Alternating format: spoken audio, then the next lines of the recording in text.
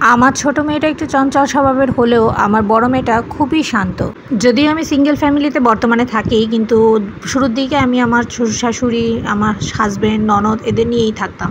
তখন অনেক সময় অনেক কথা আমার বড় মেয়েটা চুপ করে সব শুনে যেত, কখনোই কোনো কথার উত্তরও দিত না, এবং সবসময় একটা মানিয়ে গুছিয়ে চলার অভ্যাস ছিল আমার মেয়েটার। আমার মেয়েকে স্কুলে দেওয়ার সময় আমি কোনো কিচ্ছু শিখিয়ে দিইনি, এই যেমন অ আ ক খ টিচার দিয়ে পড়ানো কিংবা অন্য কোনো কাজ, সব আমার মেয়েটা স্কুলে যেয়ে সুন্দরভাবে শিখে গিয়েছে। বেশ কিছুটা মেন্টাল প্রেশার থাকার কারণে আমি আমার বাচ্চাকে কখনোই প্রেশার দিতাম না। সে যেটুকু পড়তে চাইতো ঠিক ততটুকুই পড়াতাম। আর আমার মেয়েটা মাশাআল্লাহ আলহামদুলিল্লাহ অনেক লক্ষ্মী, কখনোই তাকে পড়াশোনা কিংবা কোনো কাজের কথা বলতে হয়নি। সে কিন্তু প্রথম দিকটায় বাংলা ভার্সানেই পড়তো, মানে বাংলা মিডিয়ামেই পড়তো। পরবর্তীতে যখন ক্লাস 3 থেকে 4-এ উঠলো তখন আমি ইংলিশ ভার্সানে দিয়ে দিলাম, মানে ইংলিশ মিডিয়ামে। কিন্তু সেই মেয়েটা ঠিকই দিব্যি একদম মানিয়ে গুছিয়ে নিল, বেশ ভালো রেজাল্টও করলো আলহামদুলিল্লাহ। ইংলিশটাও বরাবরই ভীষণ ভালো ছিল, কারণ ওর ফুপিরা বিদেশে থাকতো, ওর বা ফুপির ছেলেমেয়েরা খুব সুন্দর ইংলিশ বলতো, সেটা শুনে শুনে এবং সেটা জেদ চেপে কেমন যেন একটা সুন্দর ইংলিশ ও শিখে গিয়েছে ওইভাবেই। যারা ইংলিশ মিডিয়ামে শুরু থেকে পড়তো উল্টো তারা আরও আমার মেয়ের কাছ থেকে অনেক কিছু শিখতে শুরু করলো, আমার ভীষণ ভালো লাগতো দেখে। ক্লাস 4 থেকে যখন 5-এ উঠলো তখন আমি একটা বড় স্কুলে ওকে ভর্তি করে দিলাম। সেখানে একটা অনেক ভালো বান্ধবী পেল, সে খুব মনোযোগ দিয়ে পড়াশোনা করতে থাকলো এবং সেই বান্ধবীটার সাথে মিশতে আমারও ভালো লাগতো, আমার সাথেও ভালো সম্পর্ক ছিল। এখন সে ক্লাস 6-এ পড়ে।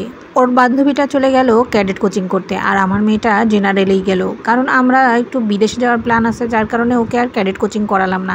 কিন্তু ইদানিংকাল দেখি মেয়েটা কেমন উদাসীন হয়ে যাচ্ছে, মানে পড়াশোনায় মনোযোগ নাই, একটুখানি একঘুয়ে হয়ে যাচ্ছে, কথাবার্তা বললে একটুখানি রিয়্যাক্ট করে, নানানভাবে নানান সময় অনেক কথা শুনতেও চায় না। অনেক খোঁজখবর নিলাম এবং বুঝতে পারলাম সে একজন বান্ধবীর সাথে মিশছে। মেয়েটা অনেক ভালো রেজাল্ট করলেও সে কিন্তু মোটেই ভালো বান্ধবী না।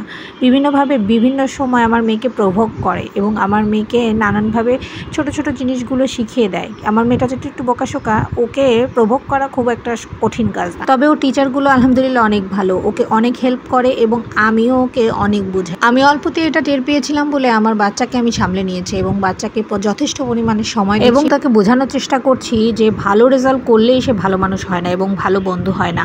আমাদের আশেপাশে এমন অনেক বন্ধু এবং অনেক আত্মীয় স্বজন আছে যেটা এইসব বোকা মানুষগুলোকে একেবারে প্রভোগ করে, মানে তাদেরকে ইউজ করে বলা চলে। তো এটা পেলি না, এইভাবে চলবি, এইটা করবি, এইভাবে করলে ভালো হবে, এইভাবে না চলাইলে কিন্তু কখনোই সম্ভব না, তোর আত্মীয় স্বজন তোর এই করলো ওই করলো, আরও নানান রকম। অথচ যে দেখবেন তারাই সবার আগে যে এইসব কাজগুলো করে।